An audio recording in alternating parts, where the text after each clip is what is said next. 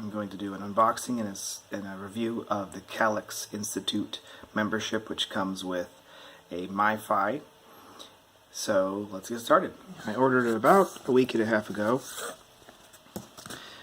and I signed up for the 3-month payment option just to test it out. And if it doesn't work out so well, I don't need to continue. If it does, I'll probably buy a year. So what do we start out with? We've got here Calyx Institute t-shirt, which has a fist holding a lightning bolt, it looks like. Okay, and some battery tips, those, some instructions, stickers, a pin, and the MiFi device. It comes in a nice little box with a screen protector. There's me.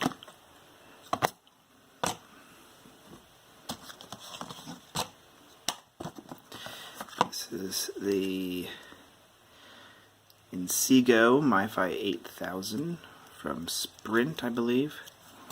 There's the instruction. This is the cable. This is the charging pack, the USB connection, and there's the cord.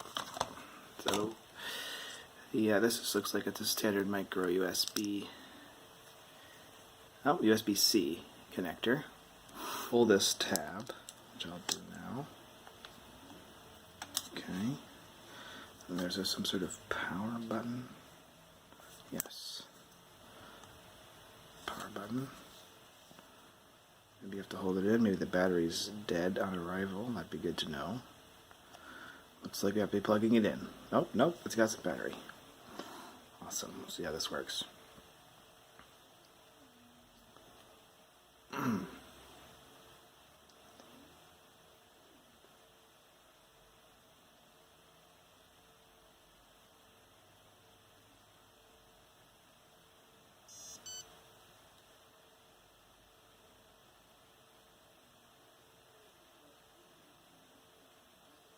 I'll be trying this out over the next few months, and if I find anything interesting about the signal or how to use it, I'll try to add that information.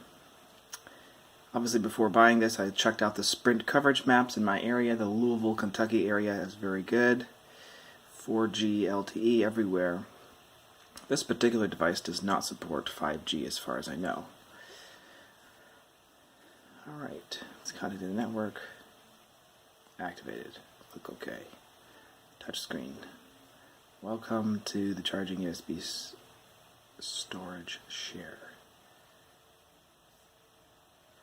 When Wi-Fi is on, connect this Wi-Fi network. Use the Wi-Fi name and Wi-Fi password available from the home screen. Okay. USB port can be used for charging the MiFi, charging external devices, connecting to a computer, and connecting the a USB storage device. Oh, I see. You can store things on an external device. You can use your MiFi's admin website to manage this MiFi settings. Okay, so there's like a website you can go to when you're connected to this network that's about to be created. Gotta hit the home button. That looks like. Yep. Battery's not too great. Quarter battery left. And the Wi-Fi is on. My Sprint signal is 3 out of 5 bars, 4G LTE. And let's see if we can connect to this and see what information we get.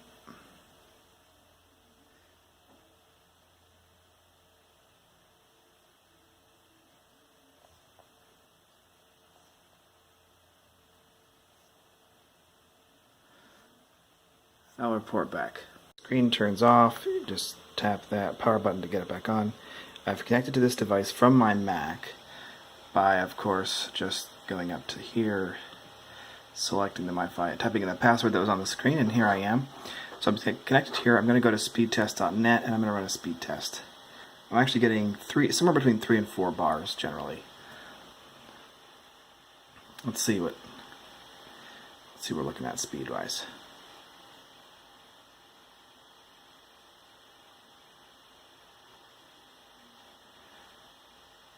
Okay, hovering around 1920 megabits per second down, that's actually really impressive for a completely cell-based signal, and only 3 or 4 bars. Upload, as I expected, is a lot less, but it's still not too bad.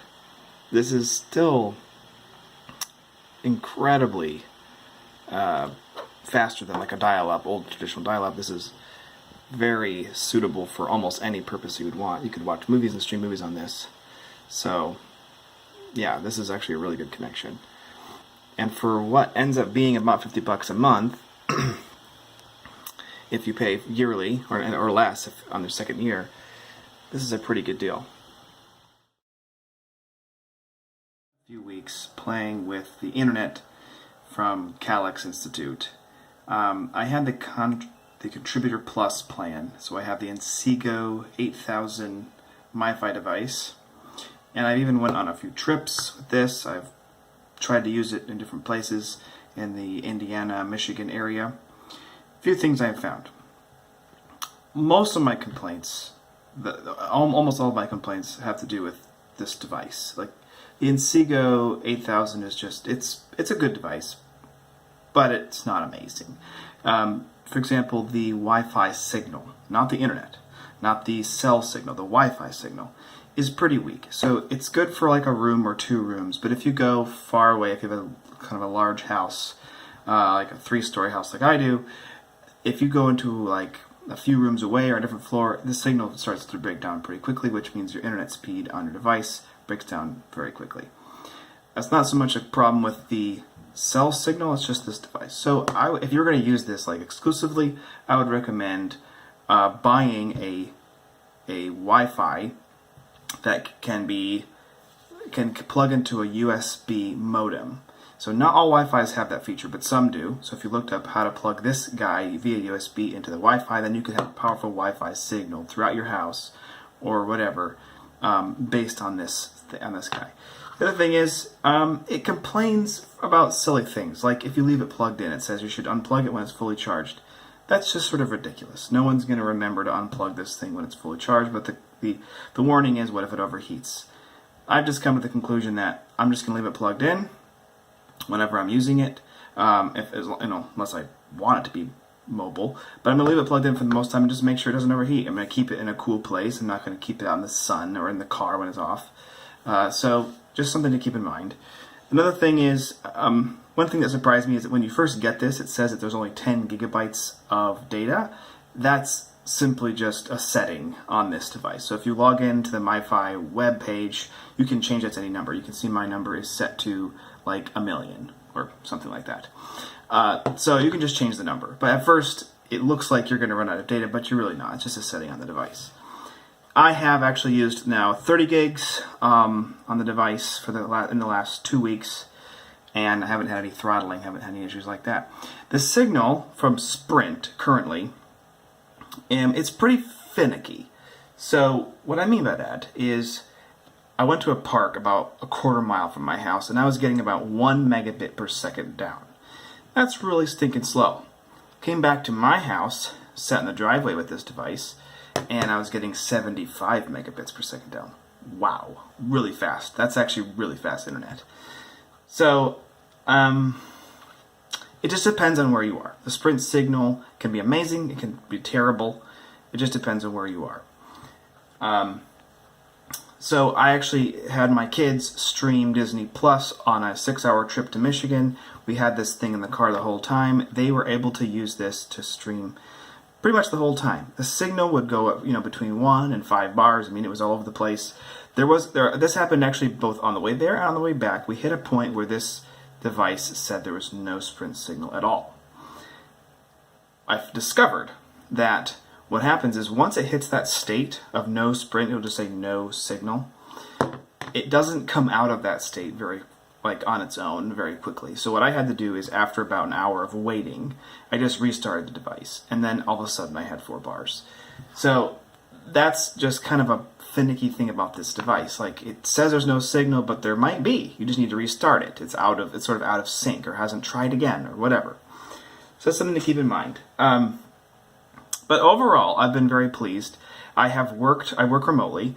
So I've worked, and I do a lot of like Zoom calls, that kind of stuff. I'm a programmer, so I've actually worked exclusively on this device on this cell tower with multiple laptops, doing Zoom screen sharing, voice, video chatting with multiple people, and I haven't had anyone say, I asked them, like, tell me if the signal's not very good, and I haven't had anyone give me negative feedback. So it's just as reliable as my actual internet through Spectrum, although it's a lot slower. So my actual Spectrum internet is much, much faster, but this is definitely passable.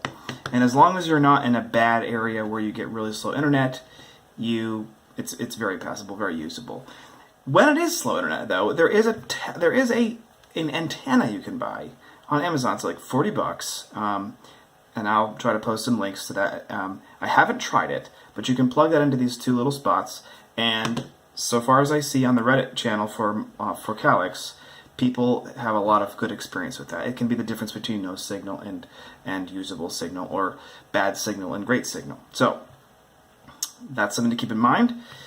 I'm probably going to buy that, and if I do, I'll try to post some reviews.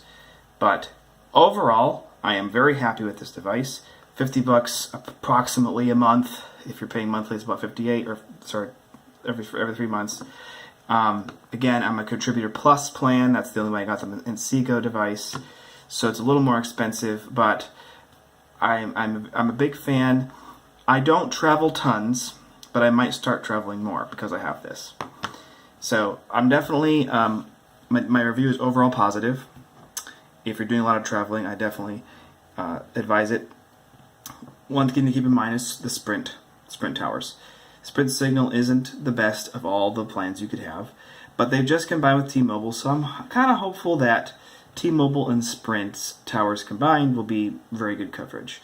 My cell phone signal happens to be T-Mobile. This is Sprint, so I was able to sort of compare and contrast. Some places I got good signal on my phone. Some places I got better signal on the Calyx Sprint, and some places I got the same bad or same good. So it's just something to keep in mind. For what I've been doing, it works very well. A couple locations it didn't have great signal, so you definitely want to check that before like relying on it at a specific location. If your Sprint signal's not amazing at the location you're going to be camping or living, whatever, you're probably not going to have great success with this unless maybe you buy an antenna. But overall, I think I'm very happy with it. And like I said, I've gotten regularly 50 plus megabits per second down. So the fact that I ever got a speed that fast is pretty amazing to me. That's my review. Good luck.